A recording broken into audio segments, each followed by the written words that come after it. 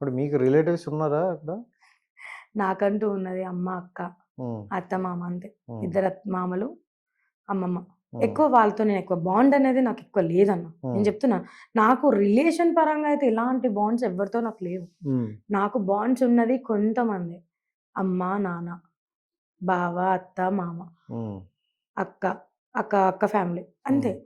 అందులో సగం ఫ్యామిలీ ఎళ్ళిపోయింది. నాకిప్పుడు అంటూ ఉన్నది అక్క, బావ, పిల్లలు, అమ్మ, హ్మ్. నేను, నా మరి కొడుకు. వాళ్ళేమన్నా చెప్తారా? ఇప్పుడు ఈ ఇన్‌స్టాలు చూసి, యూట్యూబ్ ఇవి వాళ్ళకి తెలీదు కదా! తెలుసా అంటే వాళ్ళకేం తెలీదన్న. నేనేం చెప్తే అది వినడం తప్ప. హ్మ్.